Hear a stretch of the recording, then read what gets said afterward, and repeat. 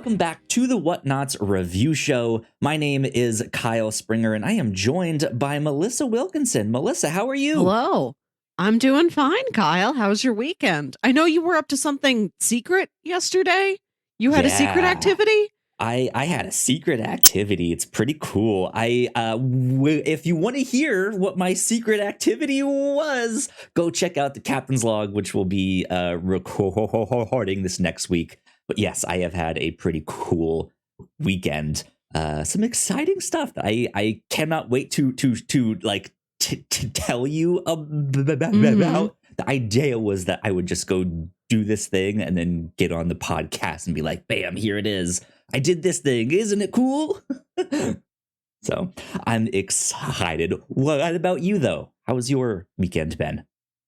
It's been fine. Went to see Ant-Man yesterday, then ate a big giant man-sized meal at the Cheesecake Factory, the most quantum of restaurants, as we determined, to pair with that film. Good stuff. Well, I hope you enjoyed the movie, because we have a movie here to talk about today on the review show. If you guys did not know, each and every week here on the review show, we have a different story to talk about. Could be a comic book, could be a movie, a TV show, anime, manga, all sorts of stuff. We read it, we watch it, we come back here and talk about it. This week on number 242, a palindromatic episode of the review show, we have some post-Valentine's Day spice. This is kind of my Valentine's Day pitch. Yeah. When I pitched you the movie that we ended up choosing for this week, I pitched you 3 spicy things. Like let's get a little spicy for Valentine's Day. And Melissa, you ended up picking The Handmaiden, which is what we're talking about this week. The Handmaiden. Melissa, what did you think of The Handmaiden? First off, I think it's funny you've repeatedly and only used the word spice. It's is spicy. Apt for this movie. It truly is. I think of when I go to my local Thai restaurant and they've got like 5 little peppers next to different dishes, and it's like, how many peppers do you want? Not literally 5 peppers, but like that's their literal spiciness scale. And I'm like, none, 0 peppers, please. This movie is a 5 out of 5 peppers. This is downright. This isn't erotic. This is erotica. Yeah. This is the most sex I've ever seen on film. Yeah, absolutely. They have one. There's one particular sex scene in this movie that you get to see twice. And the second time is like the extended director's cut. Like you get all of the deleted scenes and all the extra stuff that was in that one. This movie is its own unrated cut. Yeah. So yeah, I wanted to put this on my list of pitches because this is the most erotic film I've ever seen outside of some things on maybe other websites or stuff like that, right? But I when I first saw this, I went into the movie not knowing what to expect, because I watched this 2 years ago-ish now, a year and a half ago. Just kind of on a whim, being like, I know that people liked this and I don't know what they liked about it, but it seemed like one of those, like, maybe I should watch this for, like, it might win Best Picture or some Oscar something, right? Kyle, this movie came out in 2016. Right, but I didn't watch it right away, so I was like, it maybe it won something. I don't know. It seems important. Okay. Is not like, that it will win something, because it's no longer eligible to win anything. I mean, who knows? Maybe we'll come up with some new award ceremony in the future for like best movies of the 20th century. Right, like the Oscars going to initiate a new award for horniest film. They only give it out once every 10 years for the previous decade. I would love that. That'd be great. But like I went into this not knowing what to expect, and just completely had my mind blown. Of just like, this is not what I thought this was at all. And there's so many twists and turns in this. You think it's one thing and then it's not. And then you're like, okay, now I get what's going on. And then, nope, you don't. It's something else still. And it's such a wild movie. Yeah. I love this one. This one is up there with one of my favorites. It keeps twisting back onto itself. It's so compelling as like a kind of noir crime thriller just among this like immediate group of people. Like it's just like about 4 people lying and double crossing and triple crossing each other. Yeah. Amidst all the sex stuff. This movie has a 69 in it, and it is a 69. The plot is a 69. It's twisting back on itself. Yeah. Exactly. Yeah. Man, if you are a fan of like psychological thriller crime stories, this is one to check out. If you want something it's a little more spicy, a little more erotic, right? This is absolutely one to check out. I cannot recommend this enough. The one thing that I would say to viewers who might vaguely be interested, but are still unsure, I do think it starts kind of slow because you don't know exactly what's happening. And even though they tell you a little bit like, okay, we're sending you in to like basically rob these people, we don't know how they're gonna rob them. We don't know really what they're gonna rob them of exactly. We know they have a fortune, but it's just kind of vague. And right, there's no big like Ocean's 11 like, okay, here's the plan. We don't get that yet, so it does start a little slow, but it snowballs. Like it just starts to like, okay, that's a detail. Okay, so they have books. Okay, what kind of books? Okay, here we and it just like one thing after and the other, it starts to build up and like, okay, she's supposed to be making sure she falls in love with him, but they kind of have a thing going on. What's this here? Okay, it's an interesting one for sure. Let's do a plot synopsis for people who might want to know a little bit more about that. So like we said, this is a crime story set kind of early 1900s. I don't know if they say exactly when. I don't remember. I also wasn't able to narrow that down. At one point, a character gets a phone call. Yeah. So we have like phone calls, we have telegrams, we have radios. It seems like it's before it's in like the 10s or 20s, I think. Yeah, which is, I know in that kind of time period, Japan had been like colonizing Korea and invading it. And so there was some not great relationships happening in that time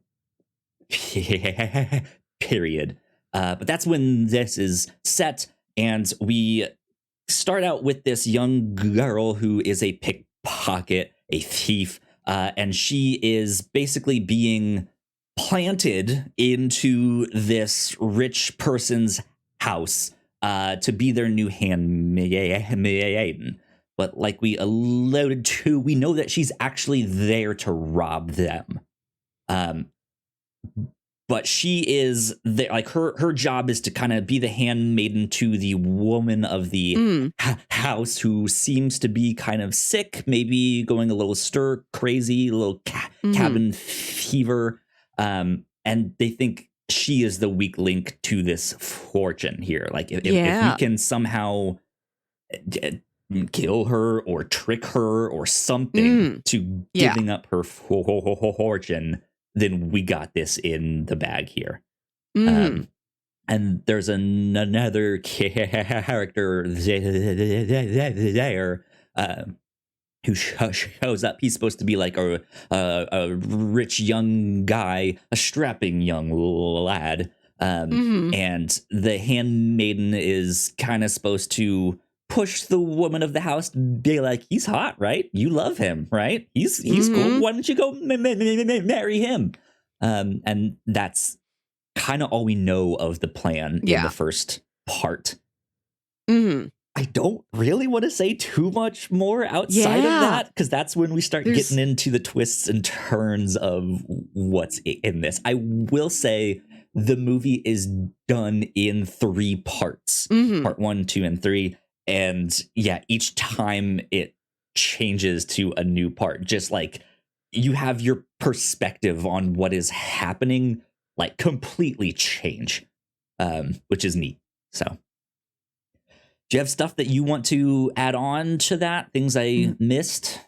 I will say, when you say she's going to rob them, it's not like, okay, shove a bunch of stuff in your purse and then run away. Put the money in the bag. It's not toots. Like, right. It's not robbing in a wet bandits sense, although, these bandits do become pretty wet as the movie goes on. It's not like that. It's more like, convince this lady to marry me. I will then have access to her whole fortune. And through that, I will like get you all these like riches and jewels and like all the fancy things you've ever wanted. We can like get them from this lady, but it's more of like a marriage plot. Yeah. Yeah. It's an interesting one for sure. But I guess that being said, dude, that's kind of it for our spoiler-free stuff. So we will take a quick break for some housekeeping. And when we come back, we will dive into spoilers and start breaking down the film a little bit more in depth. So yeah, we will be right back. Here at the Whatnauts, we make multiple different shows, and a lot of hard work goes into making them, so we would love it if you check them all out. If you enjoy our shows, patreon.com/thewhatnauts is the best place to show your support. For just $1 a month, you can get early access to episodes, and at our $3 tier, a Patreon-exclusive podcast, The Pilots Club. You can even get a shout-out and thank you on most of our shows at the $5 tier. And if you're one of our patrons already, thank you so much, it means the world to us. You can find out more information on our website, thewhatnauts.com, as well as your favorite podcasting platform of choice. When you type in The Whatnauts, all of our shows will pop up right there. Just don't forget to give us a nice rating and review if you like the shows. You can also find us on YouTube and Twitch for video versions of the shows, trailer reactions, and live streams. And lastly, we have merch. If you want to grab yourself a shirt or a hoodie or a mug or something else, head over to thewhatnauts.com/store to pick up some merch today. And we are back. A big shout out once again to our Patreon supporters. We thank you a lot. We appreciate it. Cool things that we've been up to here at the Whatnauts, of course, on the Pilots Club, our Patreon exclusive podcast. This month, we got to talk about Puchinsky, the premier cop reincarnated as a dog television show that never actually made it as a television show. Yes. This was a weird one. I loved it. I thought it was bonkers. It's pretty crazy, but we had a blast with that. But that being said, in this next coming month, the Pilots Club for March will be CSI, the original, the pilot for CSI. I thought that would be a good time capsule for us to go back and check that one out, because now they have all these like CSI spin-offs that I don't know where they are right now. Are they still in Miami? Are they in Las Vegas now? Are they on the moon? Who knows? I don't know the status of all of those like CSI spinoffs from the 2000s. I don't know if any of them still live. They're just like constantly on. I don't know if it's new episodes or if this is reruns. Yeah. And if it's a rerun, is this from 2 years ago or 15 years ago? Right. Yeah. Yeah. So be excited for all of that stuff. The Pilots Club has been a lot of fun making that. Here on the review show this past week, what did we do this past week? My mind is blanking. The left-right game. The left-right game. I was about to say it's not Red Sonja. We did that 2 weeks ago, but the left-right game. Yeah. Melissa, do you want to give a little synopsis of what that one was? The Left-Right Game is a 10-episode audio drama produced by and starring Tessa Thompson, She plays a journalist who finds out about this sort of underground urban legend of a game called the left-right game, where you pick a city with a good grid system. You get in your car, you drive, you take a left, take a right, take a left, take a right, keep doing that over and over and over again. And eventually you pass beyond the boundaries of the world we know and you access another dimension. So she, as a journalistic effort, she joins a caravan of motley different drivers who are trying to follow the road as far as they possibly can into that other dimension. Good stuff. Thank you. Yeah, that one was a lot of fun. Some interesting sound design in that too. Yeah. Go check it out.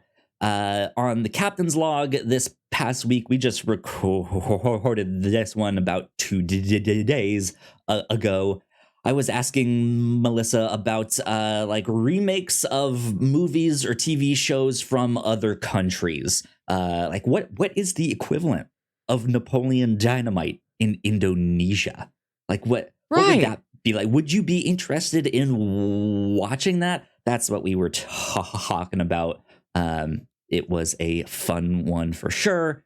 And then on the reactor core, not only do we have our Last of Us reactions still going up, but we also now have a brand new trailer reaction for Tetris, the Apple TV Plus movie Tetris, which looked fantastic. So go check out that trailer reaction, which we also did live on the Captain's Log. So you can kind of just go watch the Captain's Log and it will be on there.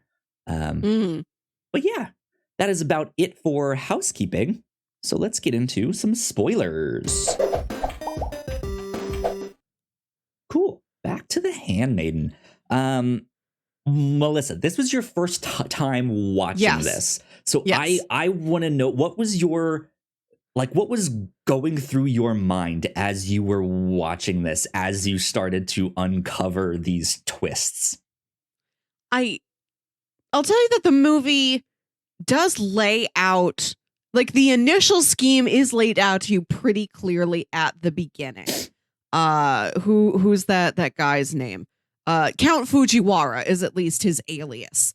So this guy who's calling himself Count Fujiwara comes to Sook-hee, who is this pickpocket. She's part of this group of sort of criminals who also like take orphan babies and sell them to the more prosperous Japan in a way that gets them money, but is also like, maybe the babies are going on to a better life. We don't know. We don't know exactly how shady that is. But he's like, Sook-hee, I have this really sheltered rich girl I want to marry so that then I can have the entire fortune. And then we're going to have her like committed. We're going to declare her insane, have her committed to an asylum, and then we're going to get all the money. You go there, be her handmaiden, be with her all the time, get her to fall in love with me so that we can get married and have this scheme. And then like, he's like, you can have all of her possessions. That's the bargaining chip he gives her. He's like, every dress, every piece of jewelry you've ever wanted, you can have all of her stuff. So she signs up to go do that. And I think under an alias, like she's not operating under her real name. He's not operating under his real name. And she goes there and you can tell that she's sort of starting to fall for Lady Hideko. And then they do get married. They do go through with the marriage. And then when they're going forward with the scheme to be like, oh, Lady Hideko has gone mad. We must commit her. Oh no, my wife I've only been married to for 3 days. She's already nuts. When they do that, and then when they get to the asylum, it's like they point to Sook-hee and they're like, she believes she's look at this lady, this fine lady. She believes she's nothing more than a handmaiden. So then they put her in the asylum. And then you look at Lady Hideko and she smirks like, yes, this was my plan all along. And you're like, oh no, she betrayed her. I thought those two were really starting to fall in love. And that's the end of Act 1. What is happening? Like, why is she in there? What is going on? Right. So you've got the twists of the two ladies start to fall for each other. They have the sex. Sex scene 1 is in scene 1 in this first part of the movie. They don't waste time getting to that. So you've got that twist. You've got the twist of know she's been playing her. But you don't know exactly to what degree of, well, were you ever sincerely like falling in love with her? What exactly was a ploy? What wasn't?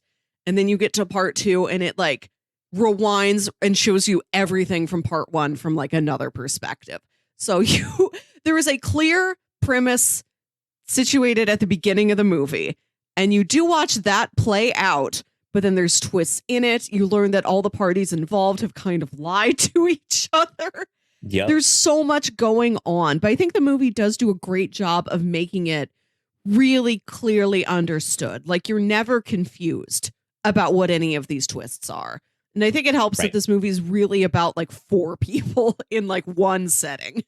Yeah, it's not complicated in the sense that there's like a bunch of characters to keep track of and stuff like that. But yeah, it's just, in which way have these 4 characters lied to each other and stuff like that, which is really, really fascinating.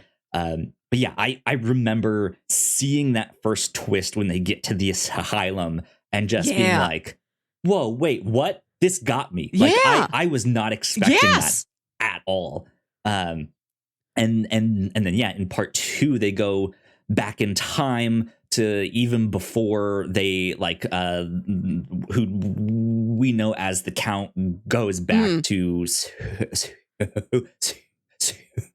Sook-hee. That's her name, right? Yeah, Sook-hee. I know Sook-hee. she has an alias, like she goes to the house under, but that is her given name. Yes. Yeah, like it goes back in time before he even goes to her to like propose this, like, there's this woman that I want to marry. And you find out that, this woman, this lady of the house, she has kind of been raised since she was a child to read these erotic books to dirty old perverted men. And she is taught to read them in a way that like enhances the story, is more erotic, all of that stuff. And then in times of like when a certain page is missing, she will be the demonstration with like a mannequin that they have here to like show them the position that they're in. Just weird stuff. Yeah, the illustration's been ripped out, and then her uncle. So she lives with her uncle after her mother, and like the uncle, his wife, and then the sister, like the wife's sister was Hideko's mother. After they've both died, it's just her and her weird uncle living in this giant mansion, doing this weird like erotica show. Yeah. Yeah, and another weird detail about that though is that like as if these people did not intervene and plan to like rob them, she was going to get married to her uncle. Yeah, he wanted to marry her. It seems like that was his goal. Was at some point, not she, but yeah. Like that was his plan. We don't know exactly what he was doing to enact that plan because she's a young adult. She's above 18. Seems like her and Sook-hee were maybe about like 18, 19, like early 20s. So it's not like it's like, oh, I have to wait for this certain time and then I can marry her. So I don't know if he wants this to happen, why it hasn't happened already. Yeah. But like that is the thing of like, oh, if we can swoop in there and like stop that from happening, I'm sure she would be appreciative to not have to marry her uncle, because that's weird. Yeah. But like you learn she has been basically groomed for this position, and that's what she's been doing.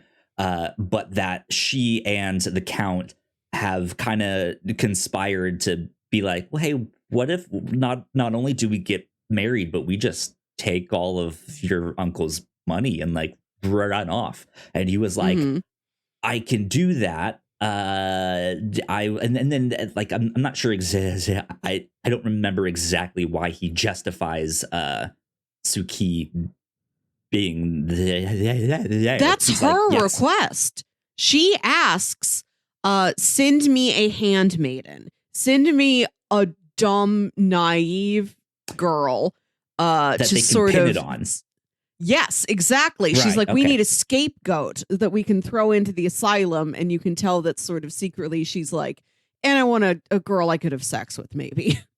Yeah. We'll see how that goes. Yeah. So she wants the scapegoat, someone to like put in the asylum when they escape, and to kind of blame it on her of like, yeah, we're gonna get out of here. Like, we don't want to be a part of this.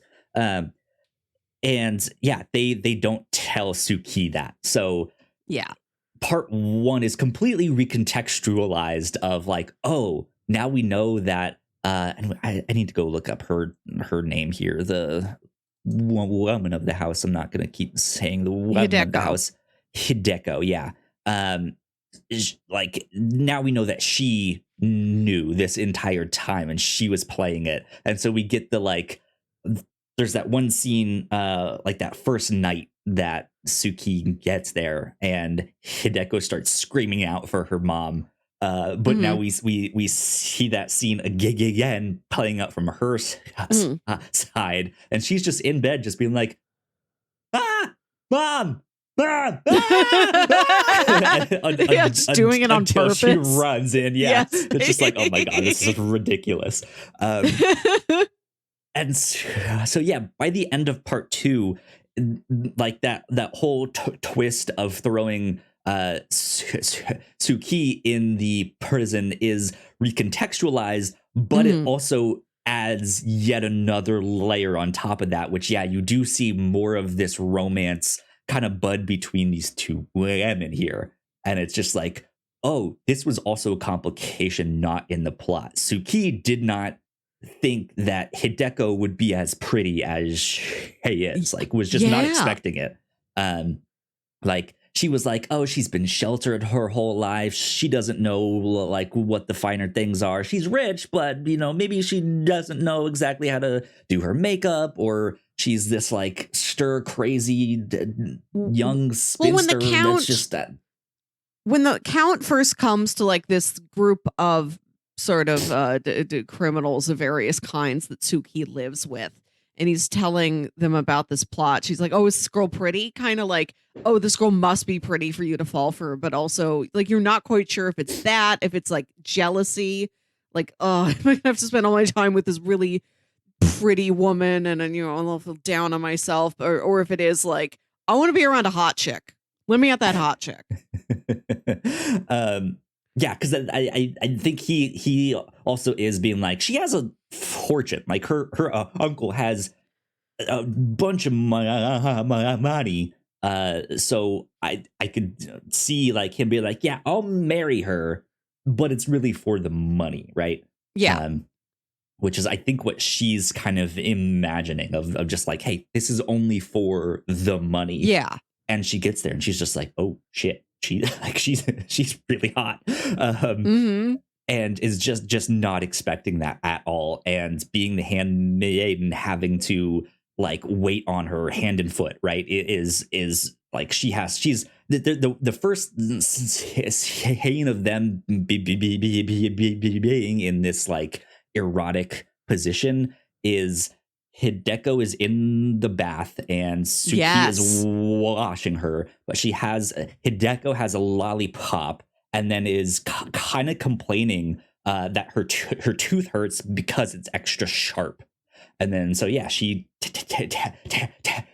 takes like a thimble or something and like grinds her tooth down, but just fingers in the mouth, like holding her face. It's just like, wow, she's in the bath naked, like, and the scene goes on a little bit longer than you think it would. And it's just like, oh. Yeah. I see what's happening here. Oh, okay. Yeah. Which I like how that's kind of how it starts. Like, it is just this like, hey, what is their form of dentistry back then? I don't know. Do they have stuff? They might not. They might just have homes like, hey, if your tooth hurts, like, gotta do something. You can like, grind it down or something. Yeah. Yeah, she says like she's eating this lollipop that Sook-hee gave her because she said it was like a trick her the one of these like thieves, or not thieves, you know, these sort of babe, I don't know how to describe this like group Den of mother. people she lives with. Sure, a den mother. Who I think like when she's kind of cleaning up her history for Hideko just says like, oh, my mom or my aunt or whatever is like, yeah, my aunt has this thing where when she's giving a baby a bath, she'll give the baby a little piece of candy so the baby knows bath time is good, bath time is sweet. So she's found a piece of like a lollipop to give to Hideko, and she's like, oh, my tooth is too sharp. I keep like biting my cheek or whatever. So she's like, I'll just grind that tooth down for you. Let me get a thimble. Apparently a thimble will do this if you work at it long enough. Yeah, I guess so. Which is an interesting thing to do because well, maybe not. In my mind, I was like, this is an interesting thing to do because Sook-hee is very obviously babying her, right? Of just like, this is a thing that my mom did for me as a baby. This is what we do to the babies in the little house that I came from, but she doesn't mention that. But it is to like, it's like, oh, poor baby, you don't like bath time? Here's a little lollipop, right? But then like that's like there's also the like sexual like Lolita side of that stuff in there, but Hideko is playing into it too. Like she's letting it happen. She is kind of being that pouty, bratty, like just just the like. It's such an interesting scene, but I also now am realizing that Sook-hee has never really taken care of anyone but herself. So she doesn't really know how to do that exactly. Of like, well, she's a grown ass woman, but this is all I know how to do. Here's a lollipop, I guess. Yeah. Like, like they care for all these babies that they are finding who, and I do want to say it doesn't seem like they're stealing those babies. It seems like those are orphaned or babies who are given up for adoption by somebody else, and they just sort of run the system of selling them to people in Japan, which as I said, we don't know what anybody in Japan is doing with the babies. Maybe it's benevolent, maybe it isn't, I don't know. They just process the babies, so there's just always babies around at home. But it seems like no baby is there for very long because then it gets shipped off to Japan. So she really has always just been looking out for herself her whole life, and then just had like a series of sort of anonymous babies that are always on her hip. So it's like babying somebody is the only way I know how to treat them. Yeah. It's an interesting scene because I don't like, on one hand, it gets recontextualized knowing that Hideko was kind of trying to seduce her, but also it's just like, I still feel like no one really knows exactly what's going to happen at this point in the thing. Yeah. Like, she really only just met Hideko. Hideko just met her. If she does kind of start to make advances on her, is she going to reciprocate? Like, what's happening here? Like, I don't know. I know that like back in that time period, being gay was like, you kind of had to be a lot more closeted than you did today. So is that something that would have been looked down upon? Like, that's like, I think that was a big risk for her to take, and just be like, if I try seducing her, is this going to go well or not?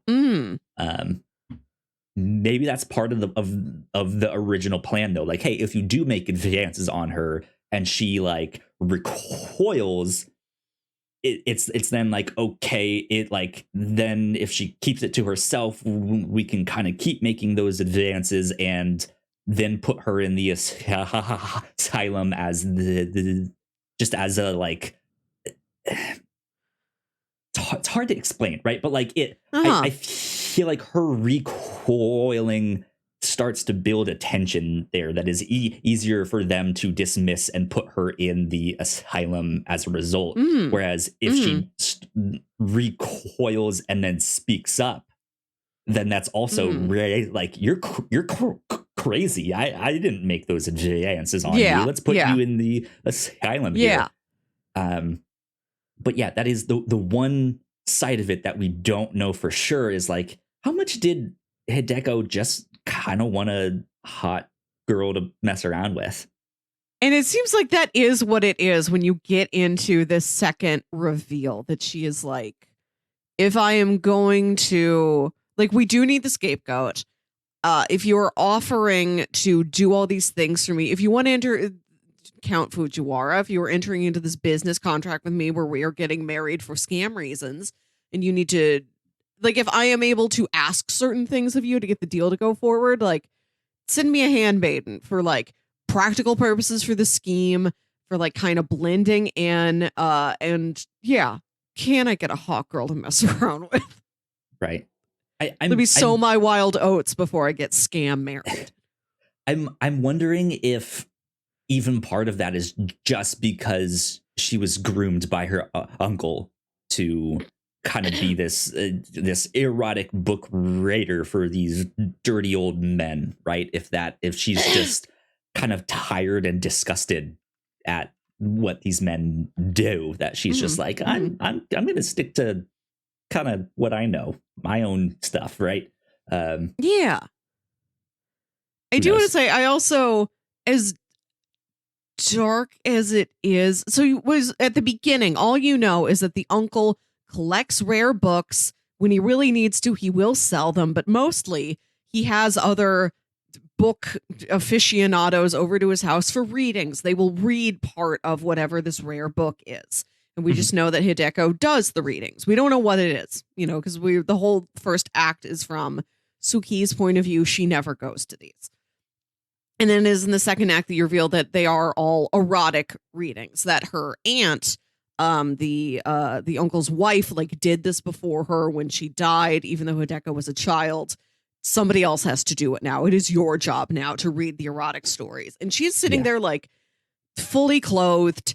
Like, it is only the reading, and then when the one book is missing the illustration, she has to, like, get around the giant puppet to, like, replicate, like, this is what the position was illustrated in the book.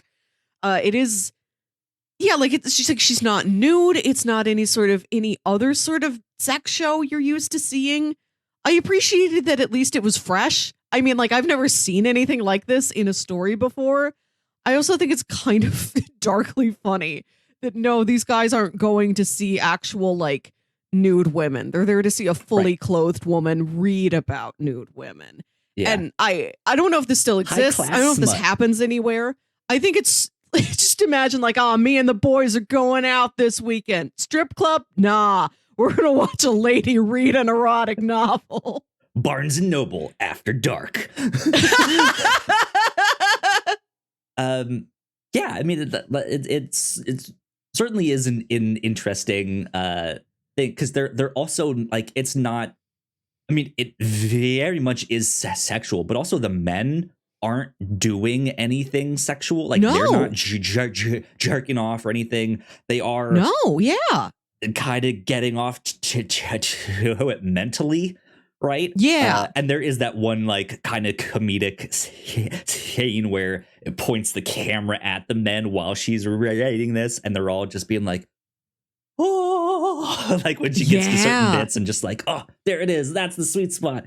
It is both darker and more chaste than you would expect something like this to be. Exactly. That scene in particular oddly reminded me of Kantaro when he has those, like, orgasmic food moments, right? Yeah. Oh, God, so funny. Yeah, like there is some comedy in this film too, which I appreciate, despite it having, like, a very explicit subject matter, despite it being this dark psychological thriller crime story. There are funny bits in this that I think really help the film come together. Like it gives it a sense of levity, enjoyment. But like I keep going back to us watching The Dark, the Netflix show, and as great as that series is, there's like not one joke in that whole thing. It's just serious all the time and dark and dour and like that could have been this movie and it still would have been a great movie.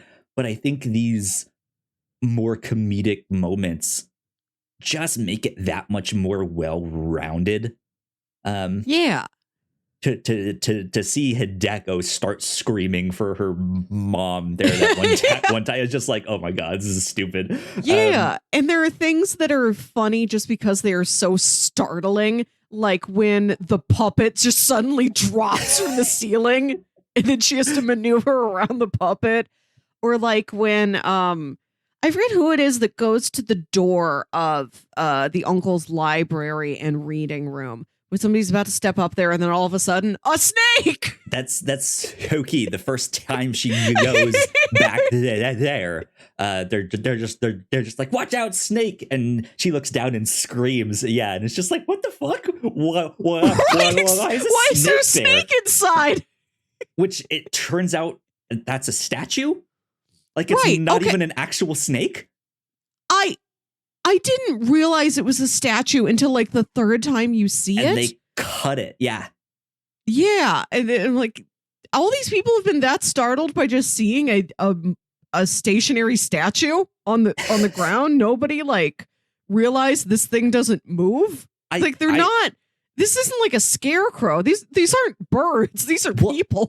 It kind of is a scarecrow. I mean, not necessarily as effective as one, but I think it's small enough and blends in with the floor that most people won't see it initially. But as someone opens the door, all the people back, like way back in that reading section, can be like, "No, you don't, snake!" And then they look and they're just like, "Ah!" And run away, which it's ridiculous. It's hilarious that's what they do. That is their security system of like, don't take another step, go away. like somebody's gonna see the snake and be like, snake, and then immediately turn their back and not like look any closer. Like, why is there a snake in this mansion? How does snake get this deep into the building? Who knows?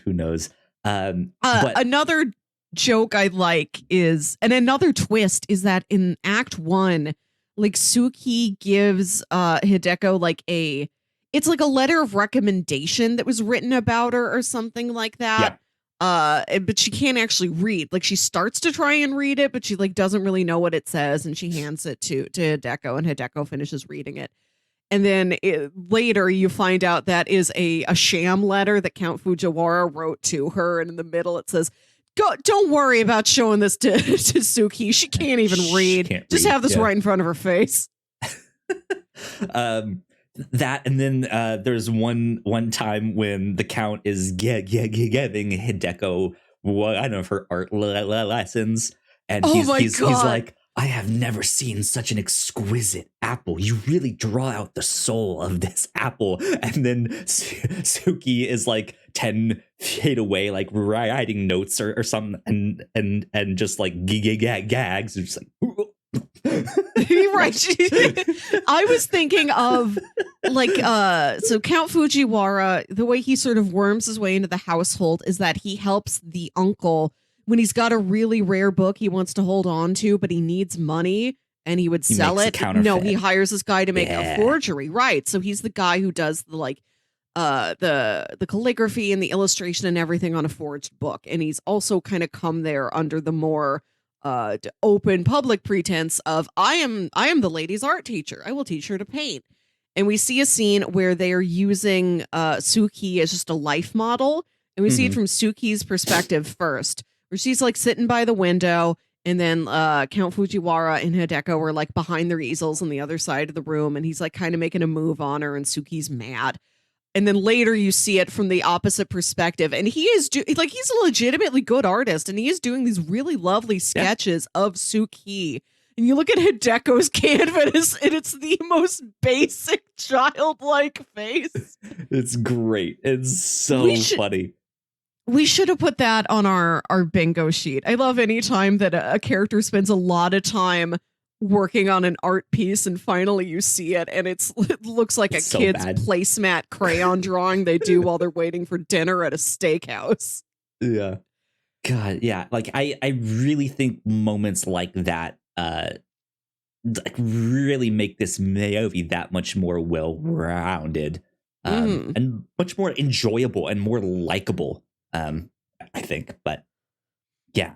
Yeah, and I want to say also that the dark subject matter is kind of held at arm's length a little bit. Like there's something about the quality of this whole movie where the whole thing is so sumptuous. We even talked about the style of this movie. Like the colors are so rich.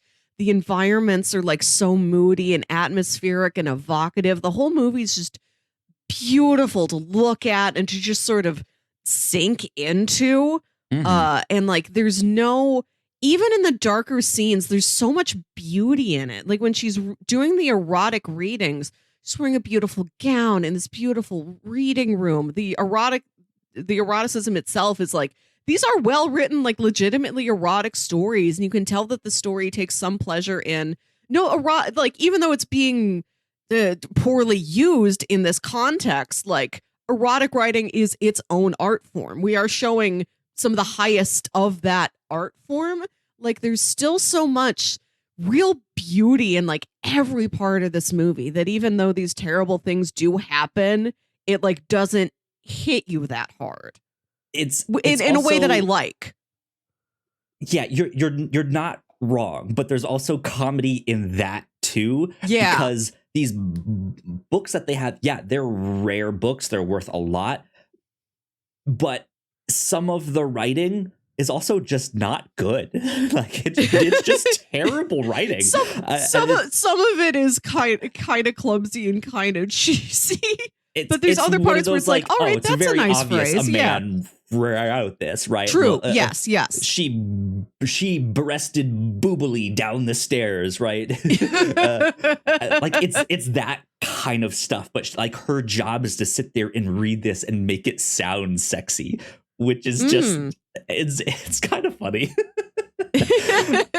But I also wanted to mention that there are some small clues that I think once you won't pick up on them until it's a second watch or until you go back and like recontextualize stuff. But there's that first like because in Act 1 they're like, oh, the Count is coming, and they get Hideko all ready for dinner in her in her dress and jewelry and makeup. She goes downstairs and they open the door and the Count stands up and is just like, oh, mesmerizing. But he's like, he stands up and greets her in a way that suggests they've never met before. Which is interesting because then in Act 2, you know, oh no, that they've met, like, and they've met multiple times, and so you see that and are like good. Like for me on the second watch, knowing that they had planned this beforehand in that scene, and he stood up and acted like he had never met her, I was like, wait a minute, that doesn't fit, huh? Interesting. And then at the end of Act 2, when like both of the women have fallen in love and they've pledged to like go run off together, and they are leaving the house and running out there, they pass by the tree that Hideko's mom hung herself on, and the noose is up there again, not still, but again. Yes, we can tell that is like a clean, fresh rope. Right. And it's quick enough that I think you can kind of be like, oh, this is symbolic or this is a metaphor. Like no one is in the noose. Like she's now escaped it and she's like going out that way. But then, yeah, in Act 3, you find out, no, like, just like 2 hours before, she was like, she tried to hang herself. Hideko, like, was up there, had the noose around her neck. Like, she was about to end it right there. But then Sook-hee came and saved her, and that's when she confessed her love, and that's when they decided and to she run off. She confesses to Hideko, I've been lying to you, and Hideko's like, I've also been lying to you. Like, let's both be honest with each other from here on out. We're even. Both of us tried to play each other. We're putting it behind ourselves. We know we're in love. Let's be in love, and let's turn the tables on Count Fujiwara now. Yeah. I have to say also, even the rope is beautiful. Even the suicide imagery in this movie, it feels a little less tragic than in other times I've seen it in other movies. Because like at the very beginning of the movie, when Sook-hee first comes to Hideko, she like helps Hideko get ready to go to a reading or go to dinner with the count or something like that. But like Sook-hee is left alone in Hideko's room, and she just paws through everything she owns, looks at all of her dresses, all of her jewelry, all of her like dozens and dozens of pairs of gloves, tries on her hats, and she finds this coiled up rope in a hat box in like the back of her closet. And at that point in the movie, you think, oh, she's still like haunted by her aunt's death. Like I think it's mentioned early on that maybe the aunt hung herself. I don't know, but you think, oh, she's so haunted. She's like kept the rope as this like totem or whatever. But even you look at the rope, it's like, it looks soft. It's like really delicately like twisted. It's like a thick, sturdy rope. Like there's something it's not so just like tossed in the box. It's like neatly wound up and wrapped. Yeah. Right. Like even the most tragic, harsh, like gut punch imagery that would be in another movie, there's something so lavish about everything in this movie. You look at the rope and you're like, ooh, what a rope. That's beautiful. Like you want to reach out and touch it. Yeah, absolutely. Let's talk a little bit about this third part here when everything finally comes together. Because through most of part 2, you learn that the Count and Hideko planned this out together. He was like, I was planning on like swindling your father. So he found, or not father, your uncle. He was like, I was planning on doing that, but I needed your help. To get your help, I needed to seduce you. But then, like, upon meeting you, I now realize, like, that's not gonna happen. Yeah. Like, I guess that's one other, like, piece of evidence, maybe, that we could put in the column of, like, she wanted a hot girl to play with, right? Right, yes. Like, I think he can tell, like, oh, you're not interested in men. I know you're legitimately in love with Sook-hee. I know I'm not going to be able to seduce you if you're not attracted to me. So at least he's smart enough to realize that. Yeah. Like you could write it off like, at least I know you're not interested in me. Or you could be like, I can tell you're not interested in men. Period. So they end up coming up with that new plan. We see that enacted out through most of Act 2, but that's also where I mentioned you see this kind of romance between the two women crop up, and that like they run off, and the end of Act 2 is them like jumping over that like rock wall thing, that little rock fence to symbolize they have escaped, right? They are now on the opposite side, and they can go and they meet up with the Count, who's in the rowboat, to go to that like hidden place so they can get the money. And I want to also mention that in Act 1, you see the two ladies from behind, from like a distant shot behind them as they hop over the rock wall and like run away together. And you think it is this act of of sort of stress. Like, I don't really want to marry the Count, but I can't stay here with my uncle. I guess I have to get married to him because this is my only way out. You know, I'm really in love with my handmaiden, but I don't feel like I can be with her. I have to marry the Count. So you see it under these sort of stressed, like tragic circumstances. Because you can't see their faces. You're only projecting what you think they would be feeling at that time in the story. Mm-hmm. But then in Act 2, when you see them doing that, when they've already like confessed their love to each other, agreed, like, no, we have a new plan. We're going to trick him. You see that same scene again from a different angle where you can like see their faces. You're closer to them. They're like giggling. They are so happy. It's like we're running away together with each other for our own future. I love just having that one shot, just changing the angle on that, and you get an absolutely different feeling. Yeah. Yeah, and like you said, like after confessing their love for one another, they're like, hey, let's make a new plan. Let's us take the money and run. But to do that, we kind of still need to follow what the Count thinks is the plan. So yes. We were going to put you in the asylum, Sook-hee. So we need to get you in the asylum, but also we need to like pay them off to like be like, hey, she needs to be here for a week, but after a week you can let her go. Like there'll be something that there's that big fire, which is also one of the like the funnier scenes. Also happens in the asylum. There's the one where she eats the rice ball and there's like a cricket inside the rice ball or something, and she just starts laughing and just goes fuck, like this sucks. and that is intercut with Hideko at this like super nice like fancy restaurant where she's eating like steak and just has the like the fanciest meal, and then there's a fire that happens in the asylum, which is her cue to get out. But when they put the fire suits on, when the people who work there, they're just these big old bulky fire suits, and they're like lumbering it's real around. Goofy looking. It's so funny. It's so funny.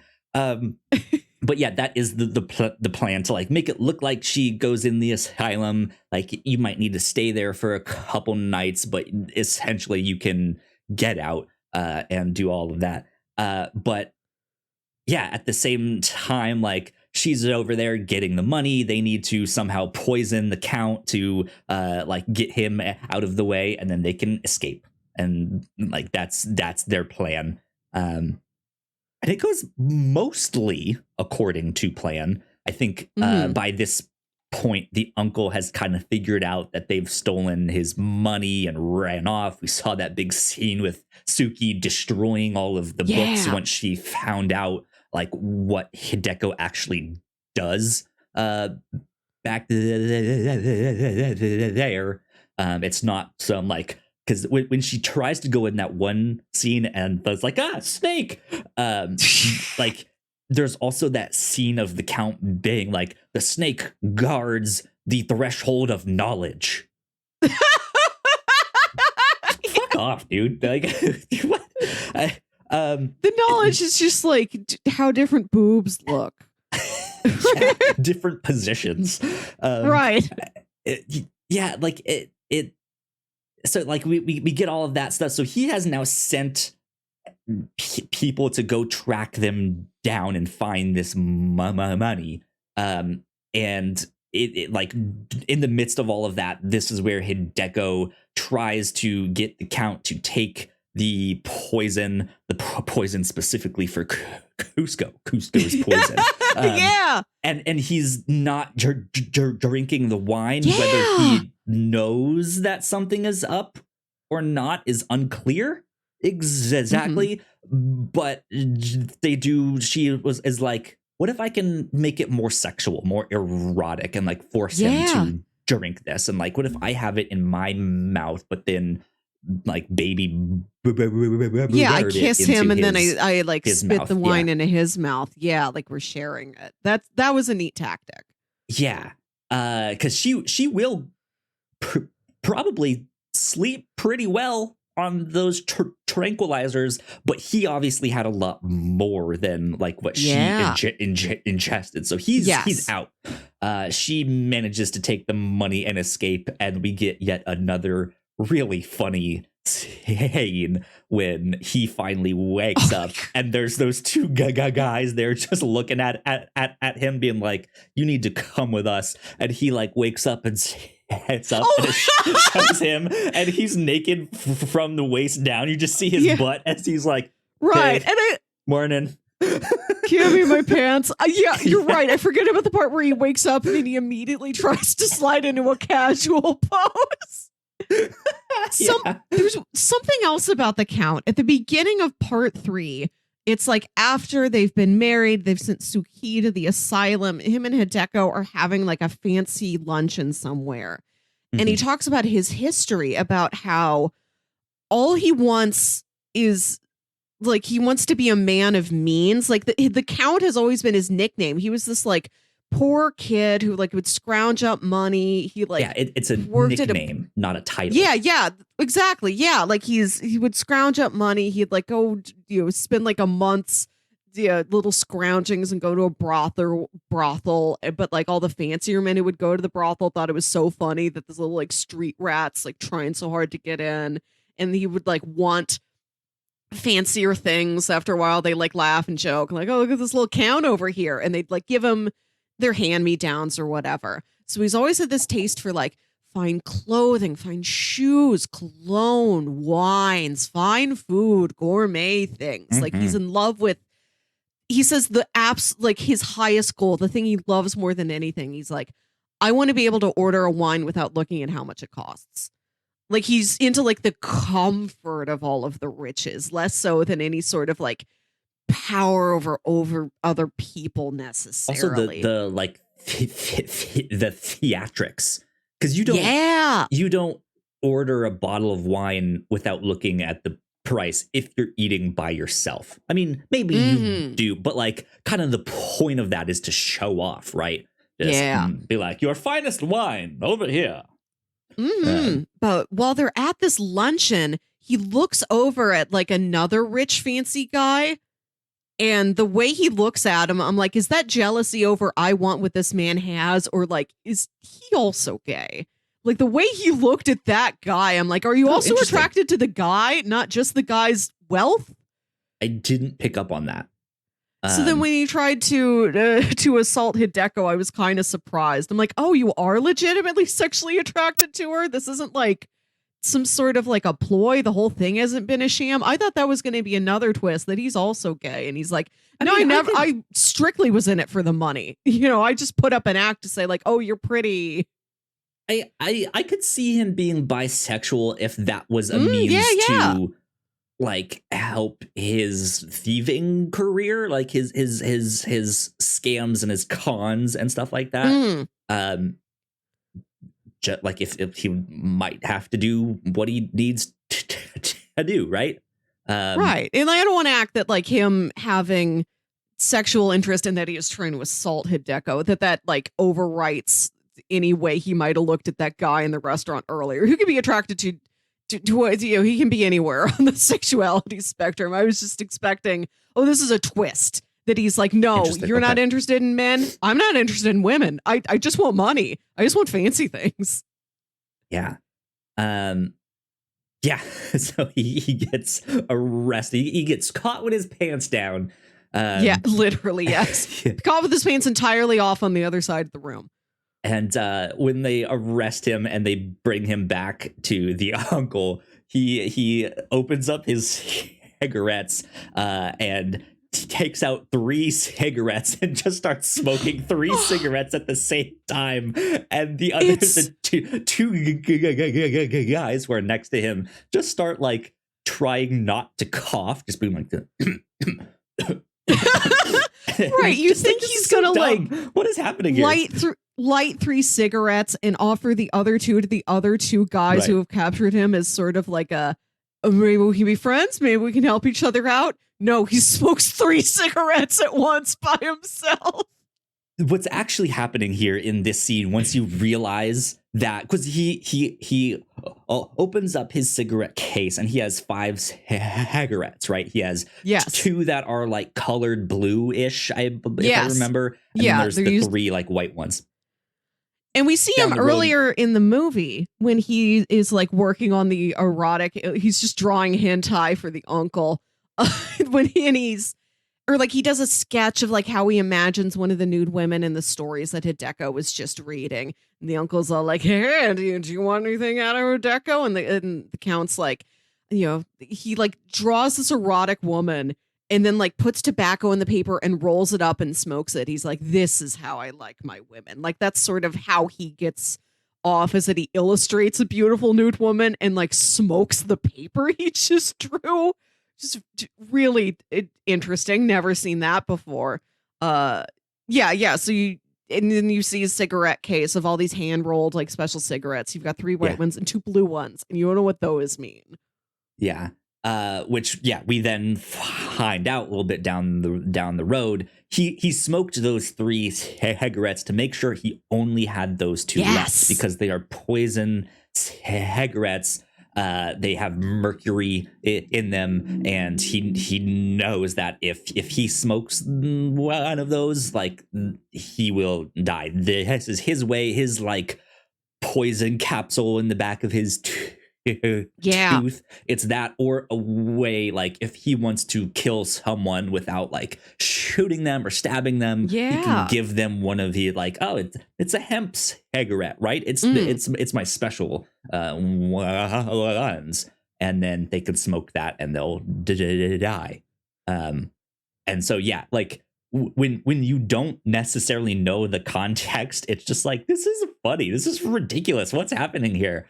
And then you look back and you're just like, oh, he knew from back then. He was like, I'm gonna have to either kill myself or kill the uncle here, like like this is it. Which is just a much darker realization. I really like tortured by the uncle there at the end. I like that final scene in the torture dungeon because it's such a, like, he's being tortured with bookbinding equipment. There is like one of the big paper slicers. Like he's got those. He cuts off all his fingers. He's also got like a full octopus in a tank, which is something else we have not talked about. Right, the uncle, the first time we see him, his tongue and his lips are black. Like he's been sucking on a lollipop or had some like grape soda that like turned his tongue all purple, but it's black. It is just dark black, and so it makes the uncle seem that much crazier, or that much weirder or eccentric, and you don't know at first why this is a thing. In Act 2, you learn he's diluting his ink with his own saliva. Like he gets he's just licking his pen and the ink, and then we'll go that way, which is also like has this erotic nature in it of its own, right? That he is putting some of himself into the work, like he's putting the work into himself. Even right, there's this exchange of fluids in that, which is interesting, and you can probably guess where he gets the ink, but we aren't shown it until that third final act. He has the like squid octopus thing. Is octopus ink writing ink? Can you use that to write with? I don't see why not. They might. I don't know though, so there might be some like, actually you can't, and it's this or that. Here's why. We call it ink, but I don't know if it is ink that you put in a little ink pot. Well, that's the thing. Like, ink is made from all sorts of different things. Like ink is just a mixture of stuff. You can make ink with all kinds of things, as long as it can stain the paper, right? Like that's that's true. Ink. So if he can like distill that the octopus ink down, I think that's what he's doing here. I did Google it. It looks like, yeah, it's kind of an obscure, archaic process, but theoretically, yes, you can write with octopus ink. Which is kind of the thing with all his tools in that basement, is like those are the older tools. These are the old ways to make the like handcrafted ways, which is why why the Count can kind of go in there with this. Like, I'm a forger. Like, I know how to do all of this stuff. Yeah, and I heard you have all of these, like, this special equipment. I would love one day to like try it out. Right. That makes sense. Yes, maybe that is more valuable. I thought the octopus was just there for hentai reasons. I thought he would just that too, right? Just let that octopus loose on some poor lady. I didn't think about, octopuses produce ink. Like, he uses the ink for the books. I was distracted by how he just has junk in jars. Literally, there's just like a penis in a jar. It's like he took an entire like one does, you know. Right, there's a vagina in a jar. Like, he just lopped off a whole like pubis mons, put it in a jar. Like, we don't even know, like, did you collect these? Did you buy these on some black market? Or like, did you do that? Did you cut off some junk and put it in a jar? Yeah, it's creepy. It's twisted. The whole thing is just kind of messed up. But yeah, but also like so preposterous. It is a little comedic to just have a dick in a jar floating over this guy's shoulder. Right. Yeah. Yeah. So the Count gets a bunch of his fingers chopped off, at least on one hand. He ends up smoking the cigarettes and hot boxes, the torture book chamber, and they both die of mercury poisoning in there. I guess is the conclusion to their stories. But in the meantime, the uncle had still sent people out to look for his niece and the money, and they figured, well, if they're not with the Count, they must be somewhere else. I wonder if they're trying to escape the country or something. So they are looking at all the ports, all but the two women escape by dressing one of them up as a man. And because they're looking for two women. So Hideko's gonna like put on a hat and keep her head down and have glasses and have like a little fake mustache and wear a suit. And they you see them forging the passport. And like it didn't click with me at first, at least, that is Hideko disguised as a man. I'm like, I don't know who this is. What's happening? Because you see it in close-ups, like the passport being forged, and later you realize that's what it means. It's they escape and they get on the boat and they live happily ever after in lesbian just doing stuff with bells. Which is one of the things in the books that they read. There was the bells on the wind, right? And then I did like that there was always a sign outside of the reading room with the title of the story, and the title is always relatively innocuous. But then you go in and it's like, no, you put these bells in your vagina and you rub them around. And that's what they do. And that's the final act. This is the final thing we see. Yep. Another sex scene there. Yeah, I absolutely loved this. The twists and turns in this are spectacular. We didn't even really talk about that second sex scene that you then see more of. Like, the first time you see that sex scene, it really is like, okay, they're showing a little bit more than I expected, but like it doesn't really linger too long on stuff, and it then moves on. But that second time, like, it just goes on, and it's like, it's a lot. Oh, I'm just watching them have sex. Like, right. That's absolutely.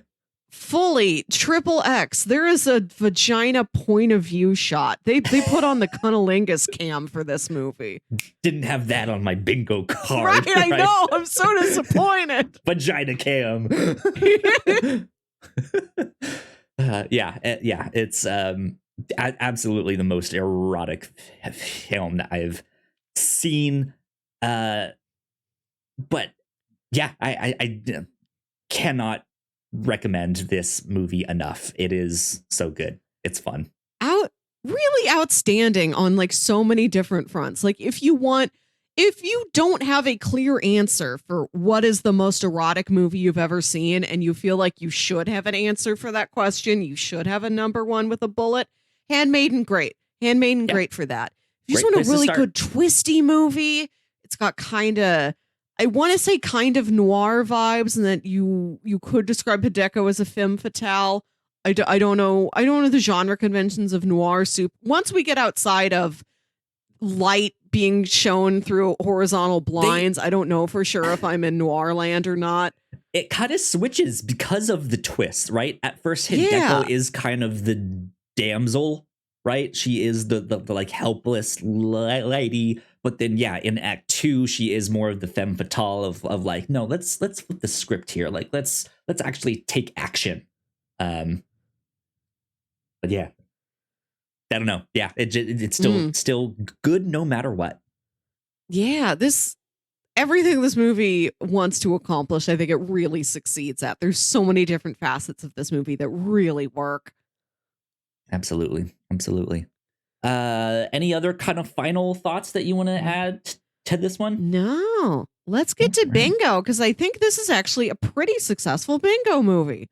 Yeah, I just pulled it up on screen. So let's see here.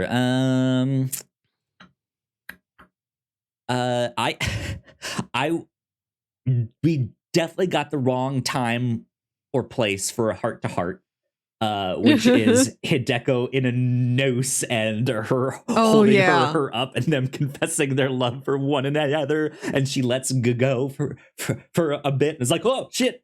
Sorry. So I want to put that one in. Let's see, Phil. Man, I've got a lot. I've got disguise. I've got secret door. I've got puppet. Diary entry. Character gets stuck with a kid. I feel like character who gets stuck with a kid is not the spirit of what we put on our bingo sheet. No. Oh. I've got one for 3 sexy red dresses. In this case, it is a kimono. Okay, yeah. The dresses of various cultures. Oh no, yeah, disguise. I'm close to getting. I'm filling stuff in. I feel like I can't do uncomfortable dinner party because the uncomfortable dinner is just like Hideko and the uncle and the count. Like that's too small. That's just a dinner. Yeah, and I don't feel like it really lingered on the dinner party there. That one's not close enough. Yeah. This household probably had a butler, but we didn't really focus on it. I mean, it's called The Handmaiden. Let's see. Yeah, we had a couple things. I was very happy. Even if it's in the weirdest circumstances, I get a puppet. Arded to death. No hot dogs for me. Locked room mystery.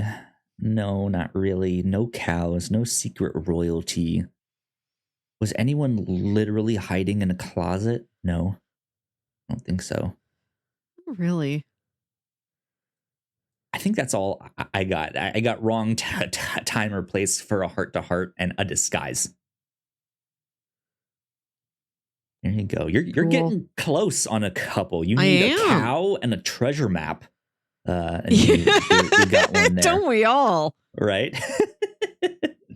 Well, there you go. That's our bingo update for this week, which means I will switch that there. Let's do recommendations. If you enjoyed this, what else might you like? Melissa, we'll start with you. This is a movie I haven't seen yet, but based on everything I've heard about it, it seems like an appropriate match. You might like Portrait of a Lady on Fire. This is a 2019 French film. It's set in 1770. Marianne, a painter, is commissioned to do the wedding portrait of Heloise, a young woman who has just left the convent. Heloise is a reluctant bride-to-be, and Marianne must paint her without her knowing. She observes her by day to paint her secretly. I think it's like the husband-to-be hires this painter to paint his bride while he's off on business or whatever. So it's just these two women around the household, and they secretly fall in love with each other. I gotcha. That's what I think the movie is. Again, haven't seen it. Neither have I. So I cannot confirm. Can't recommend that. I know that the director of The Handmaiden, Park Chan-wook, had a movie that came out last year called Decision to Leave. That is also a kind of erotic crime thriller. I've heard people rave about this. They say they really like like this. They're like, I like the twists. I like the eroticism. And it's shot beautifully. That's what I've heard from people. There's truly amazing cinematography in this thing. Yeah. This director, Park Chan-wook, is pretty well known. I've seen Old Boy from him. What I did not know when I watched Old Boy, or I think that gets lost in the conversation around Old Boy, is that if I'm not mistaken, that's like the second one in a trilogy of movies, which I did not know. But Old Boy specifically is the one that I think a lot of people talk about. If you guys have seen the Daredevil Netflix show, the hallway fight scene that's in that is based off of Old Boy, and some of the stuff that's in that. That movie is also very, very dark. It is fucked up. That is a movie that is, it is it's, if you're into crime and thrillers and psychological thrillers, it's definitely one to check out, but it's also real fucked up. So yeah, like he did that. He was a producer on Snowpiercer, both the movie, and he was an executive producer on the show as well. But yeah, it was Decision to Leave, The Handmaiden, a movie called Thirst, and I'm a cyborg, but that's okay, are all movies that he wrote and directed and produced. He's done a lot more than that, but those are the ones where he did all three. I'm a cyborg and that's okay. Sounds like a Barney song where he teaches you to love yourself. Cyborg and that's cyborg okay. And I'm okay. I now have to go check out that one because that sounds right up my alley. Yeah. It's a romantic comedy. Wow. From 2006. There you go. Anyways, I would say go check out Old Boy. I would also put Pachinko.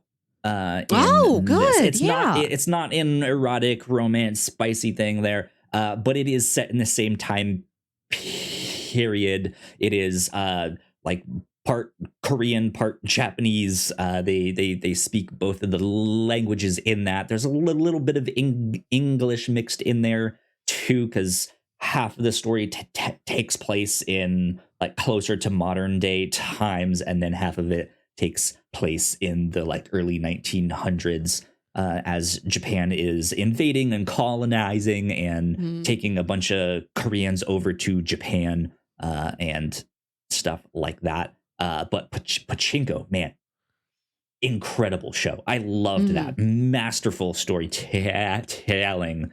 Would highly recommend that one as well. But that's more just like a family drama than anything else, but spectacular stuff. So speaking of family drama, next week on the podcast, we are going to be continuing our monthly ongoing series on the Fast and Furious movies by talking about 4, 5, and 6.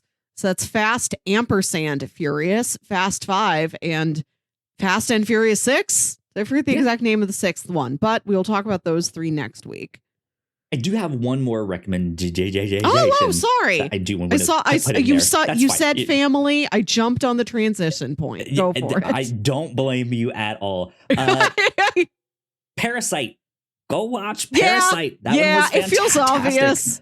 That one is. We did cover that. Let me look up what episode number it was. A while ago.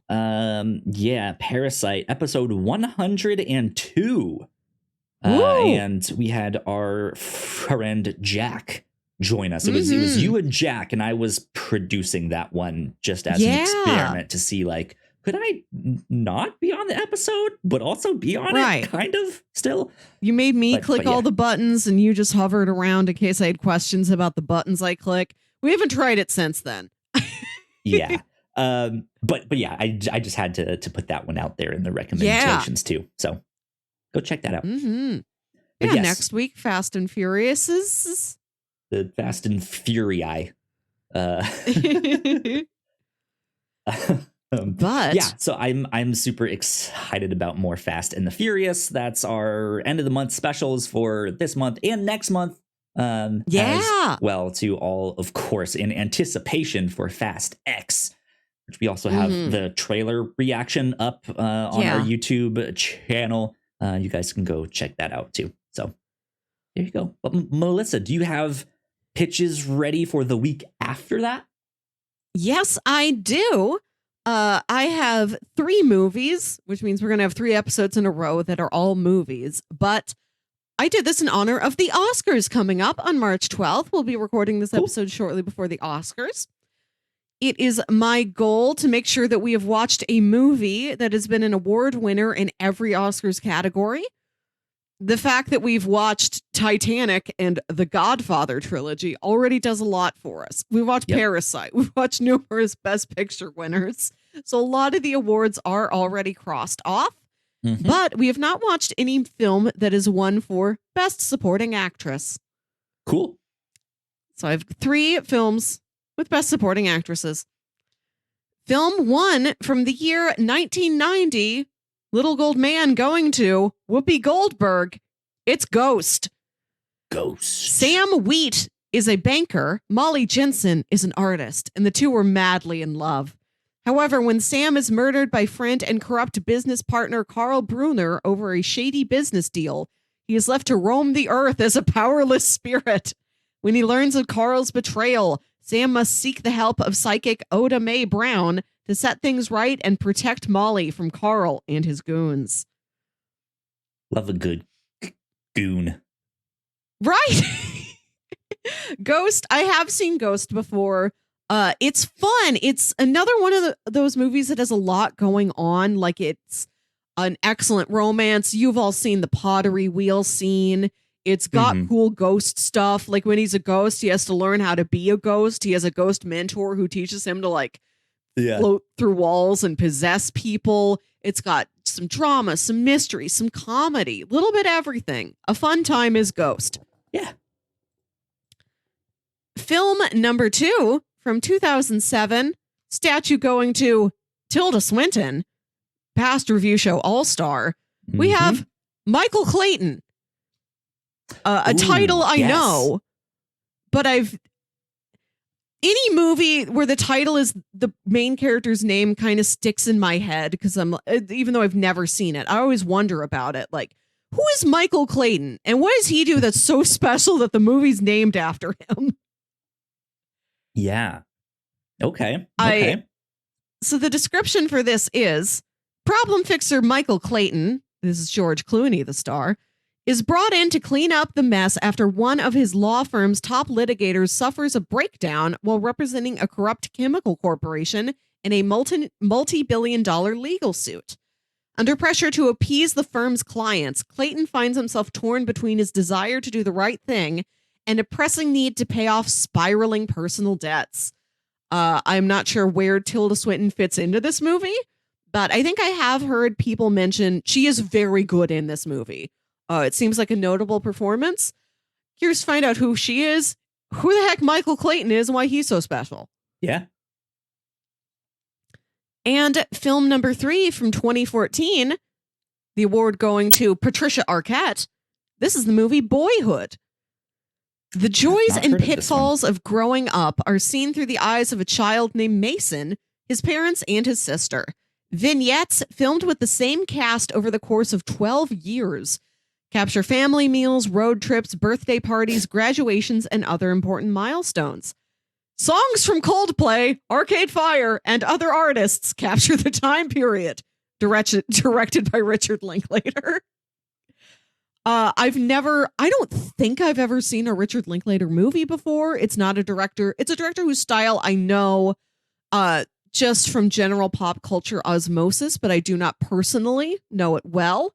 There is such a unique structure to this movie nobody else has really done, where he picked out his cast and returned to him every couple years to film the boy as the boy grows up. Okay. I have heard of this one. Yeah. Yes. Interesting. I knew that, there was a movie out there that did this thing that like casted him when he was real young, but yeah, I didn't know exactly what it was. Okay. Interesting. And Patricia Arquette plays his mom. We can see her win an Oscar. So our three options are Ghost, Michael Clayton, or Boyhood. Ooh, man. Melissa, I'm going to have to go with Michael Clayton. Something about you perked up when I said this movie, and I want to know why. I've been hearing, I've heard the name Michael Clayton on a number of podcasts recently, as in like, that Michael Clayton film, it's a great one. Like one of the all-time best. Yeah, like you need to watch. And like, it mentioned by critics and journalists that I like really respect their opinions on stuff. And so to hear them just like continually mention this, I'm just like, I should investigate this. Like I should go find out who this Michael Clayton is one day. So the fact that you pitched it is just kind of serendipitous. I'm like, I've been meaning to watch this. Good. I thought I would get you on Tilda Swinton, who we've been impressed with in the past. And we were just saying when we talked about the Tetris trailer that we love a story where somebody has to make a deal. Right. Yeah. So I'm super excited about this because I don't really know what the exact plot of this is or why they keep mentioning it on all these different podcasts that I listen to. It's like, why are they so obsessed with this film? So I am excited to check this out. Michael Clayton. That's what we'll do. Mm-hmm. The poster here on Wikipedia says the truth can be adjusted. There you go. Okay. Thrilling indeed. But yeah, I'm excited for all of that. Fast and the Furious, then the second trilogy in the Fast saga. So yeah, that is what we will do next week, and then Michael Clayton after that the following week. Lots of cool things coming up. Lots of good fun stuff. Melissa, where can the people find you on the internet? You can find me on Twitter and Instagram at WilkyWit. That's WilkyWit. Listen to my other podcast, Saturday Morning Obscurities. This is a show I record with my brother Jams, where we talk about weird old kid shows you feel like only you remember. We've taken a bit of a unintentionally extended hiatus over like winter. We both had stuff going on. It was hard to schedule a time to sit down together, but we recorded a new episode last night. So we will be back at it again soon. And we are making our episodes a little shorter, a little simpler, and we're cutting our release schedule down from what used to be every other week to now once a month. So we're making it easy on ourselves so that we can do it consistently, and we can do one episode a month without breaking for several months. Cool. Good stuff. Well, yeah, if you guys want to follow me, I am at Yo Kyle Springer. And if you guys want to stay up to date with all of the stuff that we do here at the Whatnauts, we are at the Whatnauts. So please go like, share, and subscribe. You guys know the deal with all of that. If you are watching the YouTube version of this, go check out one of our other videos right over there on that side of the screen. That would help us out a ton. But this has been number 242 of the Whatnauts review show. We will see you all next time. Bye. Bye.